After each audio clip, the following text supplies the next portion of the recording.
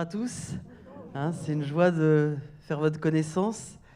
Et voilà, j'ai quelques personnes. Voilà, le monde est petit, le monde évangélique est petit. J'en ai vu quelques-uns à Gap. Voilà, il y a des liens aussi les uns avec les autres. C'est vraiment une joie de voir l'Église de Jésus-Christ. Chaque Église a son identité, son histoire. On m'a souvent parlé de Versailles puisque j'ai vu Monsieur Bernard Clément jusqu'à ce qu'il meure. Je l'ai accompagné pendant pas mal d'années. Et il m'a raconté comment, à la fin des années 40, il est venu dans une cuisine chez Madame Pavlovic, comment il a fait des réunions au musée des Beaux-Arts, à l'église anglicane, et voilà, tout un cheminement. Et c'est vrai qu'après, j'ai vu Madame Davout, alors qu'il m'a raconté une autre période. Et voilà, je connais aussi Michel Forêt. Et quand on voit l'avancée de l'Église, c'est une joie. Mon oreille avait entendu parler de vous, maintenant mon œil vous voit. Et c'est une joie. J'ai prié pour vous aussi. Et je ne suis pas venu pour parler de moi ce matin, mais vraiment communiquer une pensée particulière qu'on va pouvoir développer ensemble. Mais j'aimerais vraiment qu'on puisse prier le Seigneur. Amen. Fabien, est-ce que tu peux prier pour moi? Alléluia, Jésus. Seigneur, nous en remettons à toi. Te demandons, Seigneur, que ton onction soit sur Fabio, Seigneur, mais aussi que nos cœurs soient disposés pour recevoir cette parole de toi, Seigneur. Merci de conduire ces instants, de nous aider à rester focalisés, Seigneur, sur ton enseignement, afin qu'il porte du fruit, Seigneur, non seulement dès aujourd'hui, mais dans les temps à venir. Nous voulons, Seigneur, être la bonne terre dans laquelle tu viens semer, Seigneur, cette parole, afin qu'elle porte du fruit, Seigneur. Merci de nous bénir par ta parole, cette parole puissante qui change les vies, Seigneur. Merci Jésus. Amen. Amen, amen. Jésus commençait souvent par une parabole. Est-ce que vous voulez bien que je vous partage une parabole ce matin? Vous voulez bien? Vous êtes d'accord? Imaginez-vous l'histoire d'un homme dont les arrière-grands-parents ou les grands-parents avaient vécu à New York. Ces gens-là avaient habité dans les Twin Towers, et ces Twin Towers étaient complètement détruites. Imaginez un petit-fils, diapo suivante, qui soit parti comme sommelier dans un grand palais en Europe. Mais ce jeune homme n'arrêtait pas de penser à la destruction de l'endroit qu'il avait connu, en tout cas dont on lui avait parlé, dont la famille avait été particulièrement touchée. De quel livre pensez-vous que je vais vous parler? Allez, question à 100 €, mais vous ne les aurez pas. C'est juste... Daniel. Qui dit mieux? Bip. Non. What else? Comment? Le livre des rois. Non plus. Non. Je crois que j'ai entendu la réponse. Jérémie? Non plus. Ah, Néhémie. C'est Sylvain? Ah, super. Tout à fait. Quelque part, le message ce matin que je voudrais partager avec vous, c'est recevoir la vision de Néhémie. Recevoir la vision de Néhémie. Et je crois que dans les temps dans lesquels nous sommes, nous avons plus que jamais besoin de recevoir cette vision particulière pour ce monde en ruine. J'avais écouté David Wilkerson avant qu'il meure, et dans une de ses prédications, il disait « Quand le monde s'écroulera, est-ce que le peuple de Dieu s'écroulera aussi ?» Non. Il dit que le peuple de Dieu soit comme au milieu de ces ruines, debout, alors que tout le monde sera peut-être à terre, que le peuple de Dieu soit là debout, en train de chanter un message d'espérance. Lorsque vous verrez ces choses arriver, relevez la tête, car il est proche. Alors peut-être qu'il faut que je reste en face des caméras, sinon... Désolé. Voilà, je suis d'origine italienne aussi, breton, italien, mais il y a quand même de la vie un peu. Donc voilà, j'essaie de... Je vais bouger, mais depuis le pupitre.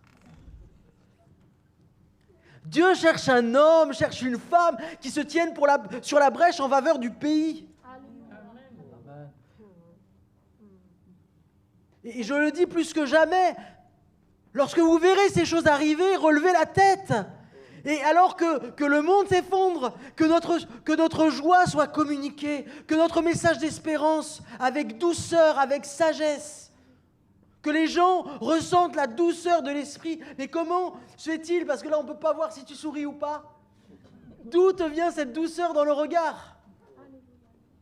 D'où te vient cette attention que tu portes encore aux autres alors qu'on est tous en galère? D'où te vient ce mot encore gentil, que ce soit la boulangère, que ce soit avec le collègue qui est mal? Dieu cherche un homme, Dieu cherche une femme. On va lire la parole dans Néhémie chapitre 1er, verset 1er. On va y aller de manière progressive dans cette histoire, mais je pense qu'il est important plus que jamais de nous imprégner de la parole parce qu'il y a plein de petits détails qui sont là aussi pour nourrir notre foi. Amen. Alléluia, Jésus. Parole de Néhémie, fils de Hakalia. Au mois de Kislev, la 20e année, comme j'étais à Suse, la capitale. Le premier élément que l'on peut voir, c'est que Néhémie était dans une situation plutôt enviable. Quand on voit sa situation, il était échanson auprès du roi. C'était vraiment une position élevée. Être échanson, l'échanson devait avoir une grande confiance auprès du roi. C'est lui qui goûtait. C'était le goûteur. Pour voir s'il n'y avait pas de poison, etc. Il servait. Et vraiment, c'était un homme qui avait une fonction particulière, qui vivait dans le luxe. C'est indéniable. Je regardais il n'y a pas très longtemps un reportage sur Babylone, c'était pas Suse, mais un peu dans le même état d'esprit. Il y avait vraiment une dimension de modernité pour l'époque qui était assez impressionnante. Il avait tout pour être bien et ne pas chercher à bouger finalement. Il était à Suse, la capitale. Et lorsqu'on voit, je vous ai mis une petite carte. Voilà, vous voyez Suse ici, Jérusalem. Donc c'était suffisamment loin et parfois on peut être complètement déconnecté de la réalité. On peut être focalisé tellement sur sa carrière qu'on en oublie le but, pourquoi Dieu nous a élevés. Et je rediscutais il n'y a pas très longtemps avec Jean-Luc Zolesio, que vous connaissez, et vraiment je l'aime ce frère parce que je crois qu'il n'a pas perdu de vue. Si Dieu l'élevait, il y avait un but toujours. En discutant avec Bernard Clément, il me disait, au début de l'implantation des Assemblées de Dieu en région parisienne, il y avait un cardiologue, un ingénieur en aéronautique, un directeur, etc. Et un chef d'entreprise. Il réunissait tous les stagiaires de l'époque et il donnait à chacun une enveloppe. Ils avaient en vue, ils n'avaient pas oublié que si Dieu les avait élevés, c'était pour l'avancement du royaume de Dieu. La même chose pour l'achat du château de Bièvre à l'époque avec M. Pompanon, qui avait, avec Mme Davout, m'a raconté ça aussi, cet élément-là. Il avait la vision de la formation des pasteurs et il a acheté à l'époque le château. Dieu s'est servi d'hommes et de femmes qui ont permis l'avancement du royaume de Dieu. Un autre couple, me semble-t-il, avait vendu leur appartement de secondaire à Monaco, et ce qui a permis aux frères Ferris d'ouvrir le grand local de Dunkerque et, je crois, semble-t-il aussi de contribuer à l'achat d'un local plus grand à Grenoble. Les frères et sœurs ont vu aussi, et on le voit en Bretagne aussi, nos églises ont avancé avec cette vision du don. Dans ces temps qui sont les derniers, on n'aura pas des poignées en or sur nos cercueils. On a en vue un trésor dans le ciel. Amen. Et je crois que avec sagesse, mais quand même, je crois que le Seigneur nous pousse aussi à considérer ce royaume qui vient. Néhémie n'a pas considéré sa position seulement, son avancement de carrière. À un moment donné, il a vu la priorité du royaume de Dieu. Je pleure parfois quand je vois certains être occupés par des choses futiles, alors qu'il nous reste peu de temps. Là, franchement, on en a entendu parler pendant des dizaines d'années, certaines choses qui devaient se mettre en... Là, on voit les choses sous nos yeux. Comment allons-nous réagir ? Est-ce que ce n'est pas le moment de... C'est bon, ça veut dire que tout ce qu'on a entendu se réalise, c'est que la parole est plus que vraie. Ce n'est pas simplement des prophéties, ça et là, mais il y a une réalité qui s'inscrit dans nos cœurs. On doit recevoir cette conviction particulière dans ces temps qui sont les derniers. Alléluia. que le royaume vient bientôt. Et le royaume est déjà là, il est en nous.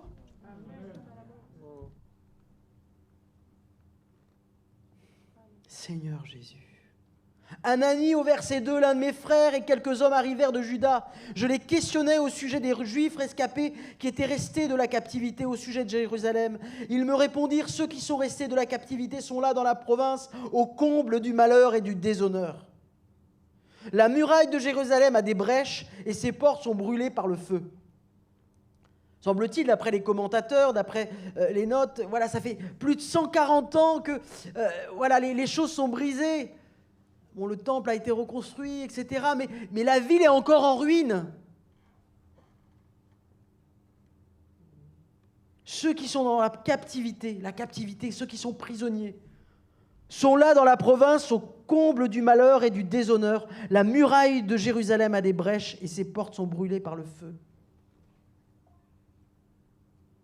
Premier point, c'est la vision de Jérusalem en ruine. Certains sont entrés dans une dimension au cours de leur vie parce qu'ils ont compris que le monde était en ruine et destiné à la colère. Et sans la grâce de Dieu, qu'il faut manifester avec sagesse. Des fois, on a braqué les gens en leur parlant fort dans la rue. Un jour, je me rappelle, moi-même, j'avais peut-être 16-17 ans, j'ai voulu évangéliser un monsieur qui avait un peu trop bu, et puis je lui parlais, mais vraiment, je prêchais comme... je pense que j'avais déjà l'appel un peu, mais je parlais comme s'il y avait 300 personnes, quoi. Et je me suis dit, vu qu'il était un peu alcoolisé, il fallait bien qu'il entende. Et le gars, un petit peu, m'a dit, je suis ivre, mais je ne suis pas sourd. Et parfois, on a été indélicat, on a manqué de tact. Je crois que dans ces temps qui sont les derniers, l'évangélisation, c'est d'abord votre rayonnement, là où Dieu vous a placé. On veut faire toujours des grandes choses, aller évangéliser celui qu'on ne connaît pas, mais ceux qu'on connaît, si au boulot on ne fait pas notre travail, comment est-ce qu'on peut être légitime de leur parler du Seigneur ? Si on ne dit jamais bonjour à la voisine, mais qu'un jour on a une super invitation et qu'on va lui donner cette invitation, elle va nous dire, mais mon ami, vous n'êtes pas légitime, vous ne dites pas bonjour, vous ne vous intéressez pas à nous. Vous ne vous intéressez à nous que par intérêt. Est-ce que nous sommes capables d'aimer le monde, même si nous n'y avons pas d'intérêt ? Capables d'amener des âmes à Christ, même s'ils ne viennent pas forcément ici ? On peut les accompagner, mais avoir cette vision du monde en ruine. Et cela, il faut cette vision de l'amour de Christ. Et je crois que, sans faire de parallèle exagéré, Néhémie avait déjà en lui l'esprit de Christ.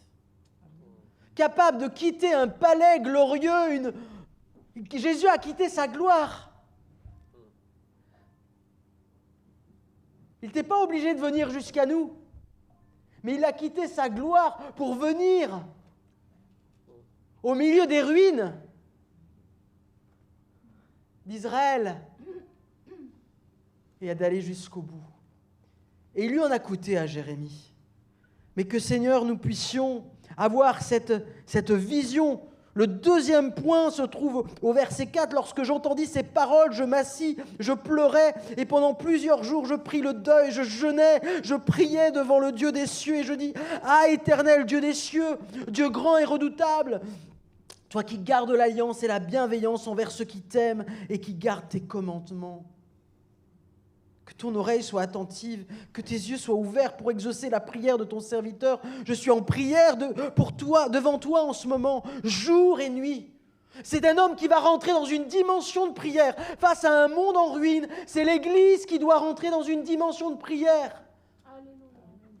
Pas par obligation, mais avec le cœur de Jésus, poussé par l'Esprit. Le jour, la nuit, le Seigneur, il éveille nos âmes. Le Seigneur va réveiller, et parfois on organise des chaînes de prière, c'est bien, et je l'ai fait aussi. Mais qu'est-ce qu'il est beau lorsque tout le peuple est rempli du Saint-Esprit, et que le Saint-Esprit réveille l'un un soir, l'autre, etc., et que l'Église entière entoure la muraille de prière. Amen. Alléluia. Je suis en prière devant toi en ce moment, jour et nuit. pour tes serviteurs les Israélites, en confessant les péchés des Israélites, nos péchés contre toi. Ce n'est pas un homme qui se déconnecte des autres. Il s'inclut dans la situation, comme Daniel s'incluait. Il ne dit pas eux, ils ont péché, ils ont besoin de Jésus. Voilà, moi je suis vraiment un homme vraiment bien, et puis Seigneur, tu vas agir pour eux. Ça ne vous rappelle pas une petite parabole de Jésus ?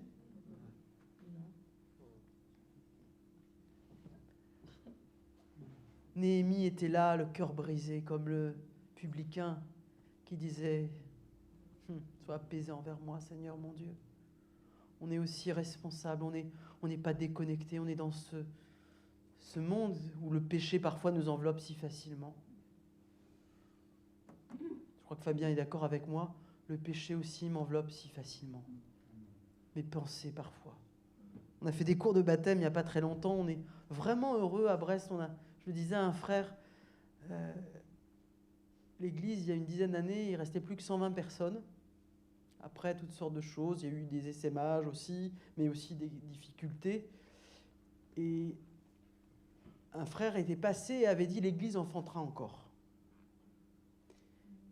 Et certains, alors qu'ils voyaient l'église se vider, certains étaient dans la nature, etc.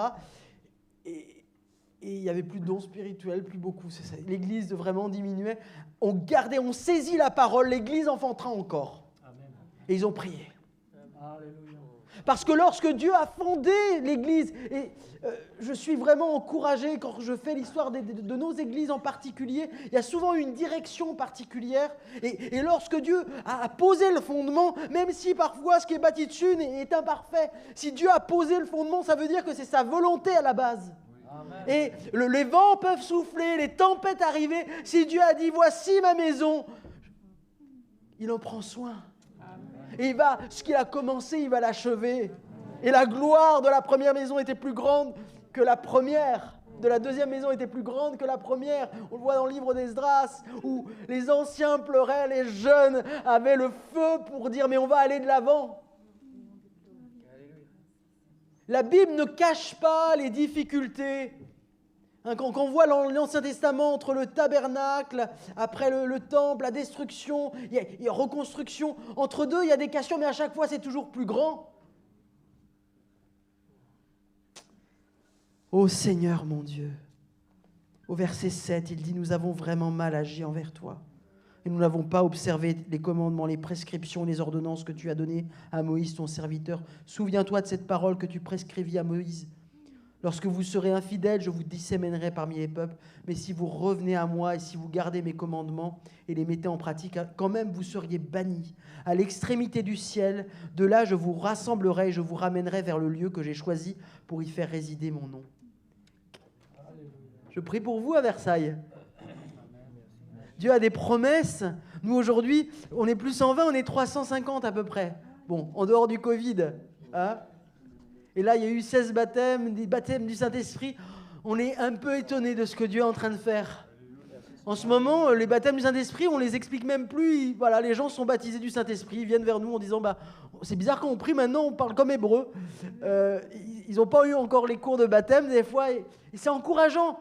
Et dans plusieurs endroits, on voit que Dieu a rebâti, je crois que c'est 80 endroits qui ont été achetés dans la dernière décennie. Je crois que c'est une avancée comme jamais dans l'histoire. Ne nous étonnons pas s'il y a des attaques de l'ennemi. Mais ce que Dieu a commencé, il l'achèvera, mes frères et sœurs. Et là, on voit, prions comme Néhémie. On voit que c'est un homme qui pleure, comme Jésus a pleuré sur Jérusalem. Néhémie avait en lui les sentiments qui étaient en Jésus-Christ. Et il pleurait de tout son cœur, il jeûnait. Il n'y a pas de secret. Nous, à Brest, on est passé, on a basculé. J'ai vu mon formateur à l'époque, il a mis de la prière partout. L'église, après, on est passé. Les réunions de prière, on faisait même plus ça dans la grande salle. On n'était plus que 20 dans un petit bout de salle. Polyvalente. Et au fur et à mesure, voilà, on est passé à 60, on est repassé à la grande salle, 80, on a commencé à faire des demi-nuits de prière, etc. Et maintenant, tous les 3 mois aussi, des semaines entières de jeûne et prière, midi et soir, chacun vient comme il vient. Mais quand l'Église prend conscience de la prière, en fonction aussi de ses possibilités, mais je crois qu'on peut plus. Nous sommes parfois légers. Mais dans ces temps qui sont les derniers, il y a un moment où il faut prendre position. Quelles sont tes priorités, mon frère, ma sœur? Qu'est-ce qu'il va en premier? Est-ce que dans ces temps qui sont les derniers, tu ne peux pas renoncer à quelque chose? Parce que l'Évangile nous appelle à renoncer à certaines choses. Celui qui veut gagner sa vie la perdra, celui qui est prêt à perdre. Avec équilibre, Dieu ne nous demande pas d'arrêter notre travail. Mais est-ce qu'on ne peut pas jeûner sur certaines choses pour mettre du temps à part pour Dieu? Est-ce qu'on ne peut pas jeûner sur certaines choses pour donner un peu plus à Dieu, pour que le royaume de Dieu avance? Seigneur, au verset 11, que ton oreille soit attentive à la prière de ton serviteur, à la prière de tes serviteurs qui veulent craindre ton nom. Et ce qui est beau, c'est que Néhémie n'est pas forcément comme Élie. Néhémie a conscience qu'il y en a d'autres qui avaient un cœur pour bâtir. Élie, à un moment, il ne voyait plus ces 7000 hommes qui n'avaient pas fléchi les genoux devant Baal. Mais Néhémie, dans sa prière, il dit oui, il y a moi, mais il y a aussi les autres. Et Néhémie avait cette conscience de l'armée qui se lève. Et une église ne pourra pas avancer si elle ne se lève pas comme un seul homme. Donne aujourd'hui du succès à ton serviteur, fais-moi obtenir la faveur de cet homme. J'étais alors échanson du roi. Je peux continuer? Vous êtes toujours là? Hein? On va voir dans le troisième point un homme qui ne regarde pas à ses intérêts professionnels. Au mois de Nisan, la 20e année du roi Artaxerxès, comme le vin était devant lui, je pris le vin et je l'offris au roi. Jamais je n'avais paru triste en sa présence. Alors là, si vos collègues peuvent dire ça de vous, c'est merveilleux. Un homme toujours joyeux, alors qu'il était en exil, alors qu'il avait des chagrins dans son cœur, la joie dépassait. Est-ce que lorsque l'on vous voit, quand vos collègues vous voient, ils se disent « Ah, la joie arrive !» Ça m'est arrivé une fois, c'était... Je ne sais pas ma gloire, hein, donc c'est pour ça que je vous le partage. Un jour, voilà, je ne m'étais pas préparé. Le matin, voilà, j'étais prof, et voilà, je n'avais pas disposé mon cœur, je n'avais pas eu mon temps avec Dieu, etc. Puis je dis, bon, je suis un peu à la bourre et tout, allez, bon, j'y vais, j'étais peut-être préoccupé par les cours à préparer, etc. Et quand je suis arrivé, plusieurs collègues m'ont dit, mais qu'est-ce que t'as, Fabio? T'es pas comme d'habitude. Et je me dis, voilà, un chrétien qui ne prie pas, qui n'est pas rempli de l'esprit, voilà, c'est comme quelqu'un qui ne se lave pas. La personne concernée ne va pas forcément le sentir, mais les autres vont le sentir. Néhémie avait ce caractère de Christ qui était reconnaissable dans son travail. Toujours joyeux. Le roi me dit, mais pourquoi as-tu le visage triste? Tu n'es pourtant pas malade. Ah, je sais ce que c'est, ce ne peut être qu'un chagrin de cœur. Il est amoureux. Il a un problème de couple. Il y a de l'humour dans la Bible, hein? C'est la réalité. Ce qui montre la bienveillance du roi vis-à-vis de Néhémie.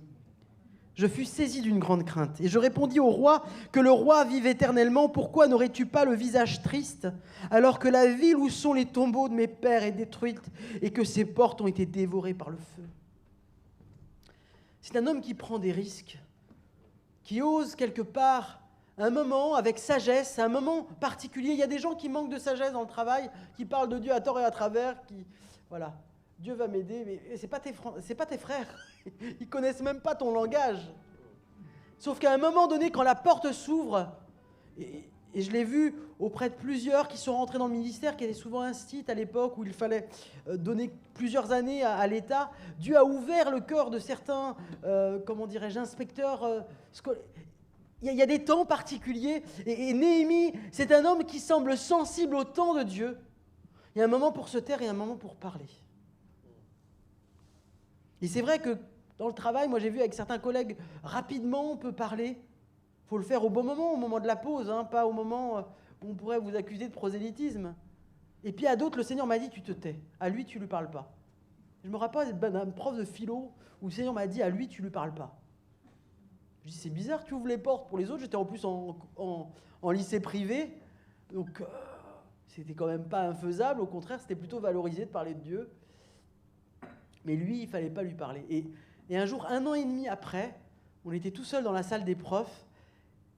Et là, il m'ouvre son cœur. Il dit, Fabio, tu dois voir que des fois, je suis un petit peu en retrait par rapport à toi, mais je t'observe et ça m'interpelle quand même. Il dit, en fait, moi, voilà, ma mère voulait absolument que je sois prêtre. Et voilà, je sais que tu es chrétien, etc. Mais en fait, mon blocage, c'est ça, en fait. J'ai une blessure, on m'a forcé. Et ça a brisé un peu ma foi. Bien m'en avait pris de ne pas aller trop vite en besogne. Il avait besoin d'une longue période d'observation avant de pouvoir me parler. Parce que parfois, il y a des blessures profondes qui nécessitent vraiment la conduite de l'esprit. Amen. Et dans les couples, voilà, il y a aussi le témoignage sans parole auprès d'un mari ou d'une femme inconvertie. Parfois, l'onction de Dieu parle pour vous. La douceur de l'Esprit de Dieu parle pour vous. À une sœur qui n'est pas mariée, mais qui vit dans une situation maritale, qui voulait régler sa situation, elle a des petits-enfants, etc. Elle m'a dit, Fabio, là maintenant, il faut que je parle à mon compagnon et dire que, voilà, avant le mariage, maintenant, on va mettre de l'ordre. Mais elle a été un peu radicale. Je dis, voilà, c'est important que tu mettes de l'ordre dans ta vie en vue du mariage, mais montre aussi beaucoup d'amour affectueux. Hein, là, tu vas, au niveau sexuel, tu mets ta vie en règle, c'était son désir, elle avait vraiment... Mais elle ne peut pas partir, il y a les enfants, et il y a quand même de l'amour entre eux. Mais elle a montré de l'affection, il faut la sagesse. C'est un peu particulier, hein, mais on peut être pur, mais il ne faut pas être dur. On peut être dur face au péché, mais montrer aussi aux gens, oui, je me tiens pur, là, on va se marier. Je veux vraiment vivre ma foi dans toute l'intégrité, mais c'est pas que je ne t'aime pas, c'est parce que je t'aime, justement, que j'ai envie de repartir différemment. Alors, j'admire beaucoup le courage de cette sœur et je trouve que c'est beau, des gens qui veulent vivre dans la pureté. Amen, je ferme la parenthèse. Le roi me dit, au fait, que demandes-tu donc ? Je priais le Dieu des cieux. Il y a des prières ouvertes et il y a des prières intérieures. Moi, j'ai appris à prier, même en langue, intérieurement, par l'esprit. Quand j'étais prof, voilà, au début, voilà, je faisais mon travail et tout, et j'ai appris à prier intérieurement, me laisser déborder. Et je voyais que quand j'étais débordant, voilà, j'arrivais à maintenir ce petit troupeau par l'onction. Jésus a dit, des fleuves d'eau vive couleront de votre sein.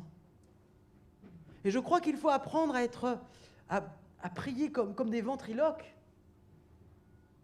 Se laisser déborder et que ce qui coule de notre bouche soit pleine d'onction. On baisse juste le volume sonore. Et c'est ça, en fait, ce que Paul dit, mais soyez continuellement remplis de l'Esprit. C'est ça, en fait. On peut se laisser déborder intérieurement en permanence. Et parfois, on dissocie trop. Alors, des fois, ça saute comme jamais parce que tout le reste de la semaine, on n'a pas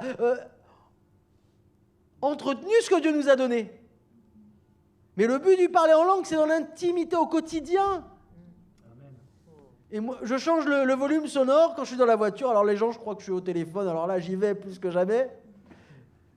Devant la popote, on peut aussi faire des petits plats et puis se laisser déborder tout doucement. Voilà.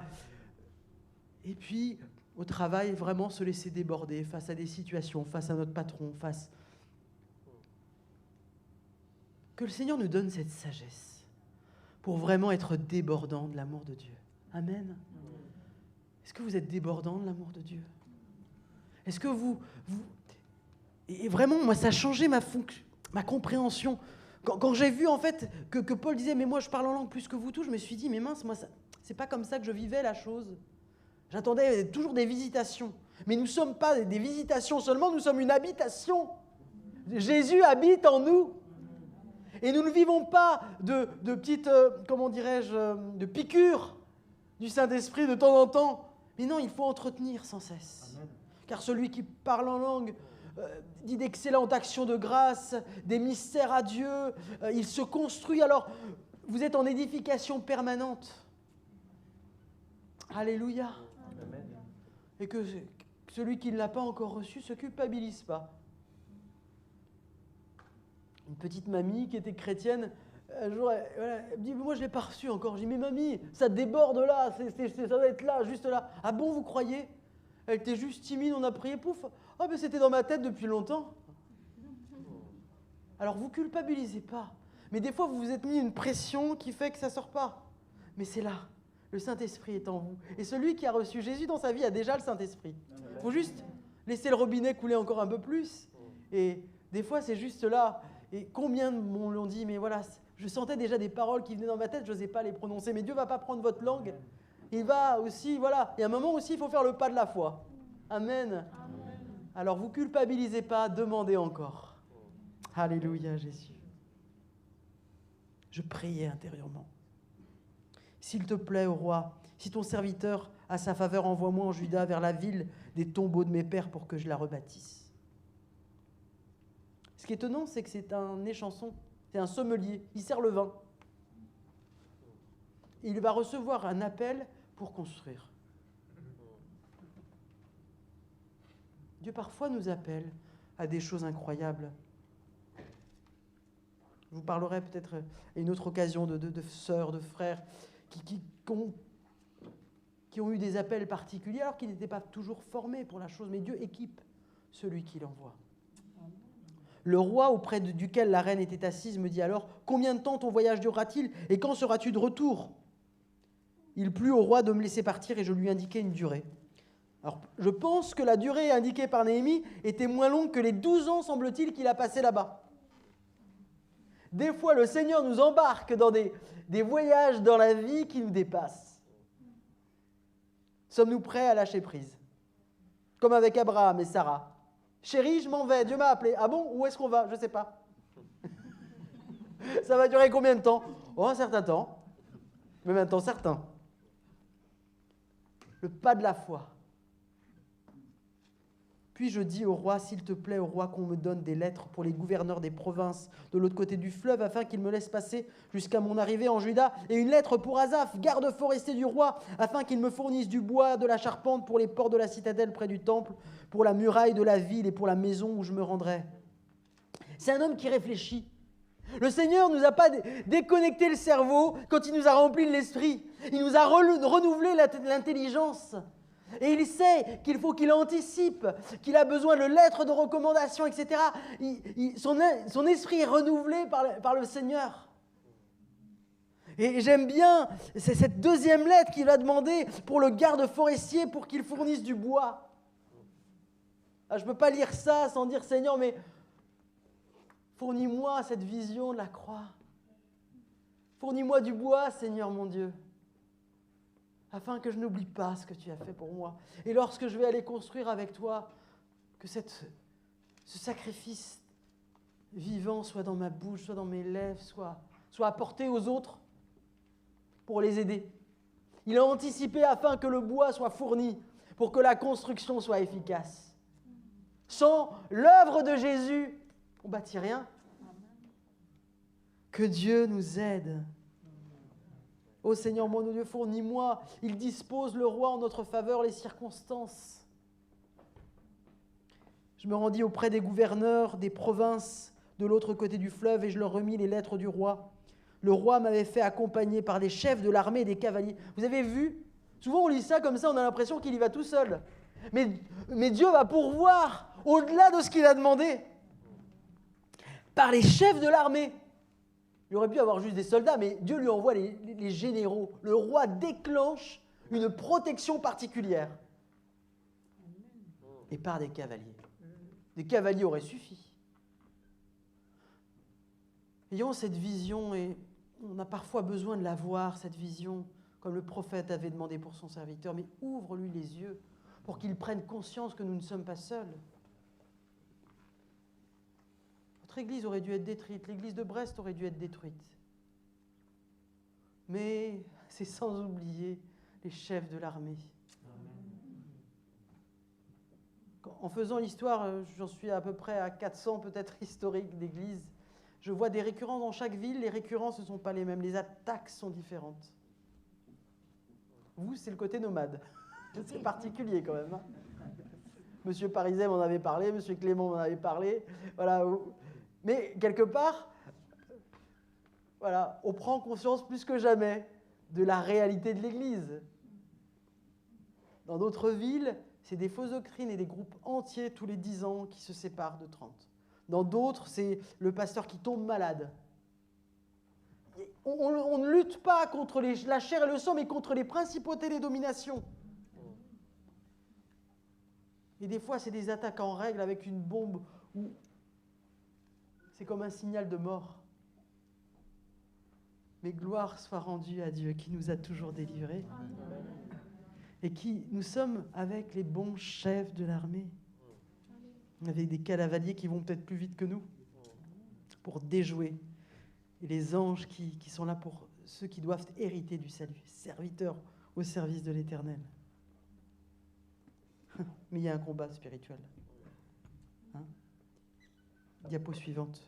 J'ai bientôt terminé. Sambala le Horonite et Tobija, le serviteur ammonite, l'ayant appris, prirent très mal le fait qu'un homme soit venu pour chercher le bien des fils d'Israël. Sambala, un étranger, Tobija, un mélange juif, mais qui sympathise avec l'ennemi, sont très en colère.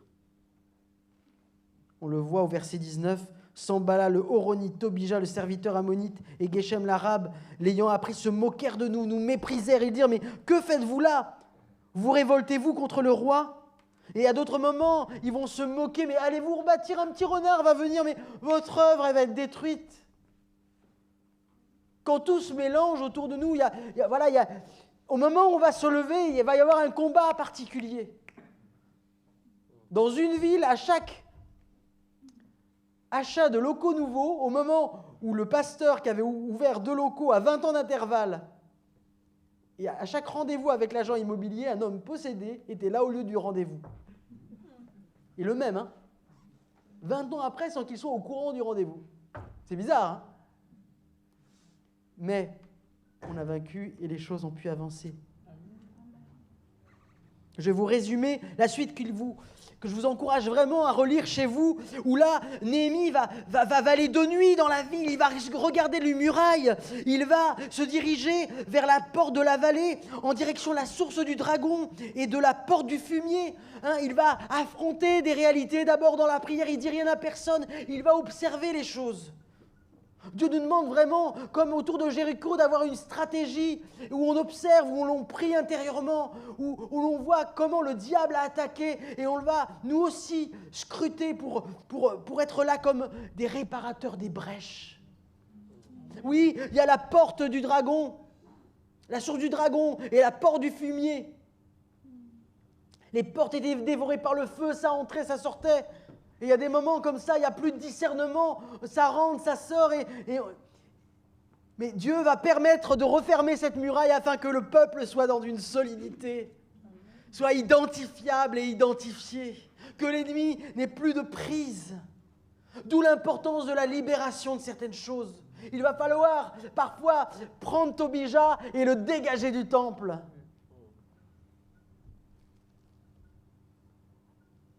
Mais ce qui est beau, c'est que s'il y a la source du dragon et la porte du fumier, lui, il va passer près de la porte aussi de la source et près de l'étang du roi. Avec l'œuvre de l'ennemi, il y a aussi les correspondances spirituelles qui sont plus fortes.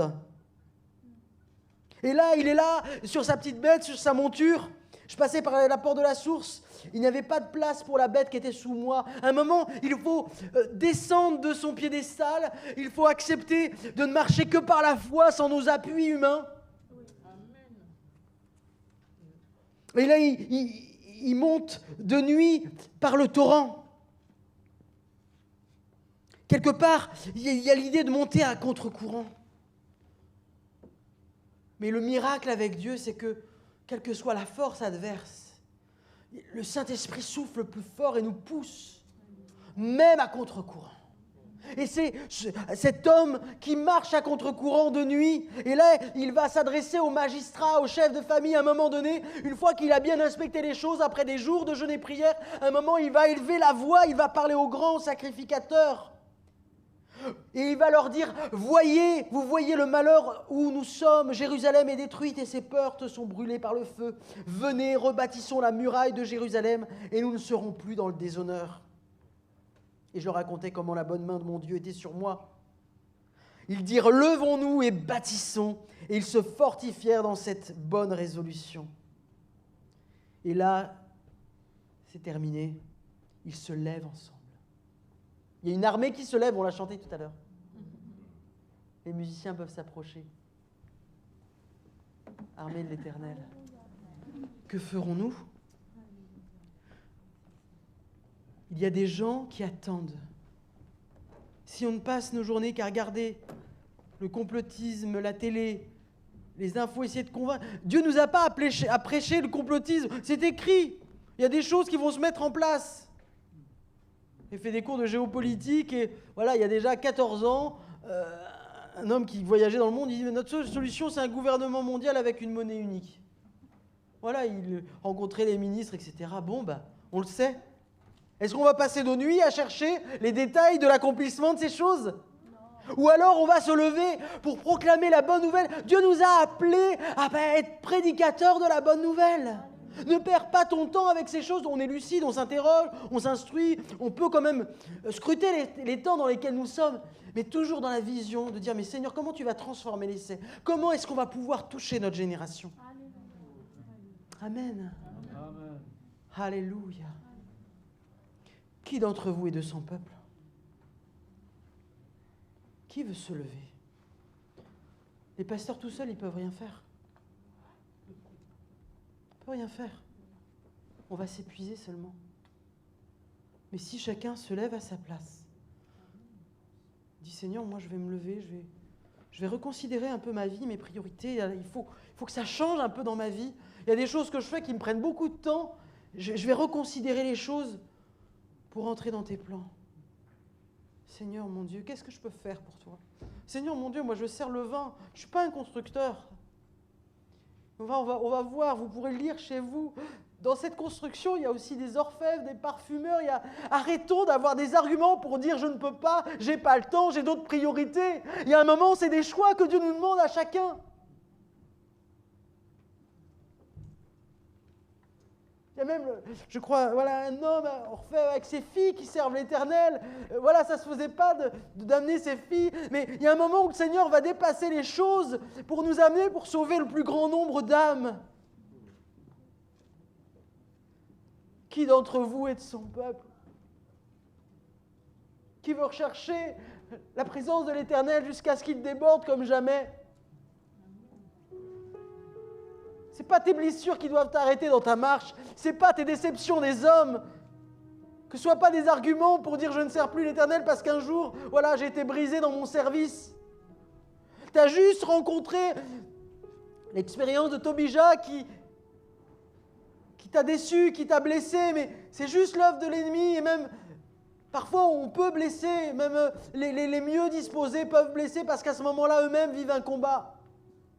Que ce ne soit pas l'occasion qui t'arrête pour servir Dieu. L'ennemi s'en sert pour te bloquer. Mais avec tes 2 pains et 3 poissons, est-ce que tu peux te relever ? Oh Jésus. Est-ce qu'on pourrait se positionner dans notre cœur ? Dire Seigneur Jésus. Je veux me lever pour toi Jésus. Tu vois, j'ai pas grand-chose à te donner. Mon travail est peut-être très prenant, j'ai pas beaucoup de temps, mais le peu que je vais avoir, je vais essayer de reconsidérer mes priorités, Seigneur mon Dieu. Je me fais bien plaisir parfois, mais Seigneur Jésus, je te présente aussi mes blessures, Seigneur Jésus. Tout ce qui m'a arrêté dans ma course, Seigneur, tout ce qui m'a déçu, tout ce qui m'a blessé, Seigneur. Je veux te les offrir, Seigneur, et même mon cœur blessé, il est pour toi, Jésus. Cette compassion, je veux la porter pour aimer. Peut-être que le Seigneur a même permis des difficultés pour que ton cœur brisé puisse descendre d'un étage pour être au niveau de ceux qui vont arriver, qui eux aussi auront connu des blessures, eux aussi auront connu des galères et auront besoin non pas de notre suffisance, mais de notre humilité, de notre tendresse. Parce qu'on sait que Dieu a été tendre avec nous, même dans nos échecs. Certains ont connu des échecs, ont péché, se sont égarés, et tu ne te pardonnes pas peut-être. Mais la grâce reste la grâce. Et Dieu veut te faire connaître la grâce, peut-être comme tout à nouveau, pour que tu sois sans jugement pour ceux qui vont arriver, pour les amener comme Dieu t'a récupéré.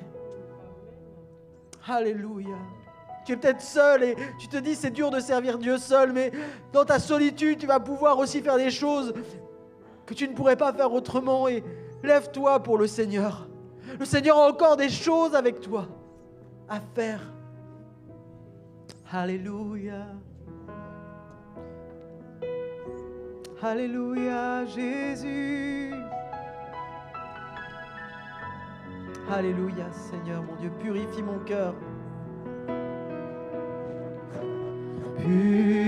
Purifie mon cœur, rends-moi aussi pur que l'or et l'argent. Purifie mon cœur, rends-moi aussi pur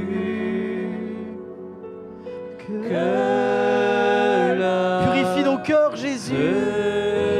Oh Seigneur mon Dieu, enlève tout blocage dans mon cœur, enlève tout blocage dans les cœurs ce matin, que les chaînes tombent, Seigneur mon Dieu, que tout ce qui s'oppose à toi, que tout ce qui bloque, que toute amertume disparaisse, Seigneur mon Dieu, que le Saint-Esprit coule en abondance, Seigneur. Pour toi,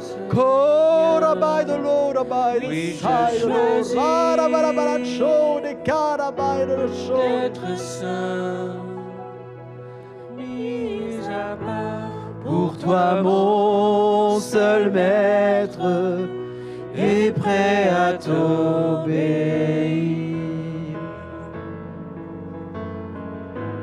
Alléluia, Jésus.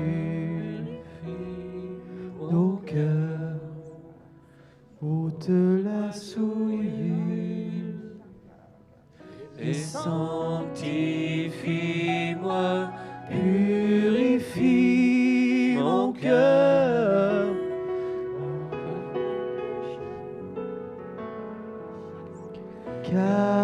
Caché, feu du fondeur, libère-nous, Seigneur mon Dieu, de tout péché caché. Je n'ai qu'un Désir, être saint,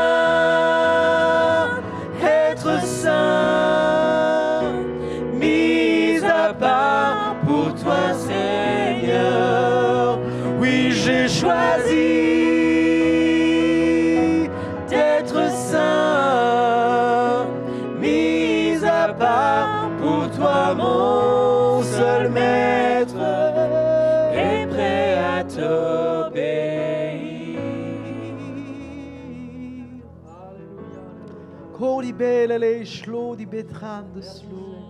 Couvre ton peuple du Saint-Esprit. Tu peux parler en langue tout doucement à ta place. Tu peux dire, Seigneur mon Dieu, je veux réactiver toute cette vie de l'Esprit, Seigneur mon Dieu. Si je me suis arrêté en route, si je ne brûle pas autant, Seigneur, si je me suis arrêté dans mon confort, Seigneur, ou même dans la tristesse, peut-être que certains sont accablés par les choses, peut-être que tu es derrière ton écran, tu as du mal à passer de l'autre bord, mais si Dieu a prévu que tu sois en vie, c'est pas le Covid qui va t'arrêter. Si ton heure est venue, prépare-toi à la rencontre de ton Dieu.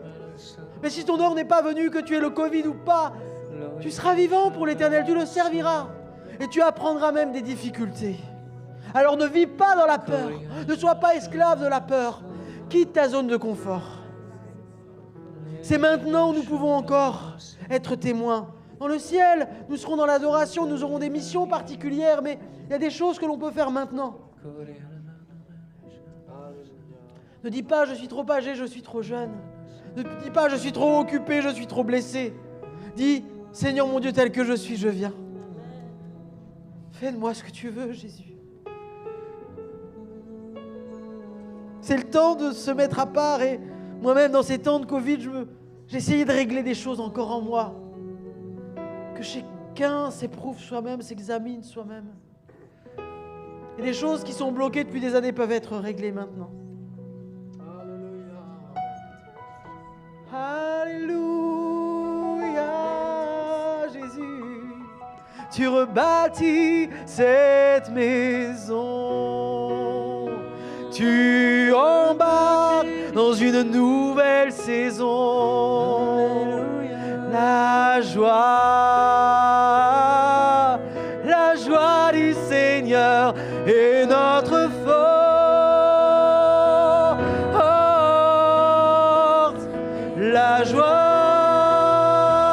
du Seigneur est ma force. Ensemble, la joie du Seigneur est ma force. La joie du Seigneur est ma force.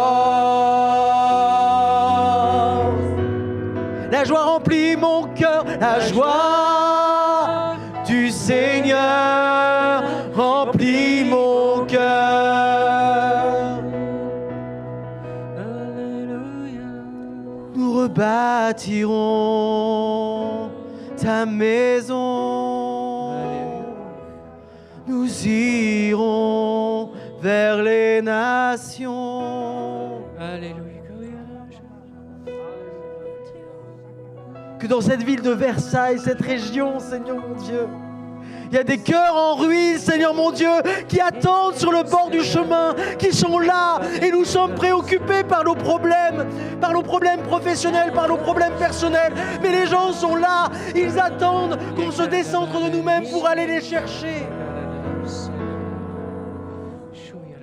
Avec cette douceur de Christ, avec cette douceur de Jésus face à la Samaritaine qui ne lui a pas donné des coups de Bible sur la tête, mais qui a été s'intéresser à elle avec des mots d'amour, qui n'a pas été condamné le péché directement, mais qui a été chercher le cœur de cette personne. Soyons attentifs à nos voisins, soyons attentifs à nos collègues qui vivent peut-être des détresses. Oh Jésus, je te prie pour le maire de Versailles, Seigneur mon Dieu. Je prie pour le conseil municipal. Je te prie, Seigneur mon Dieu, si tu as touché le roi de Suse qui était à Suse, tu peux toucher le gouvernement, Seigneur mon Dieu. Tu peux toucher les hauts dignitaires qui habitent cette ville de Versailles, Seigneur mon Dieu.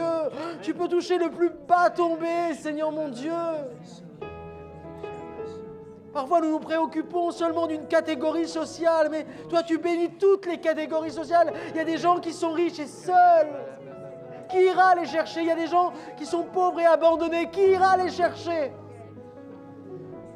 Je crois que le Seigneur veut nous donner un cœur pour toutes les personnes. Un amour véritable qui portera du fruit.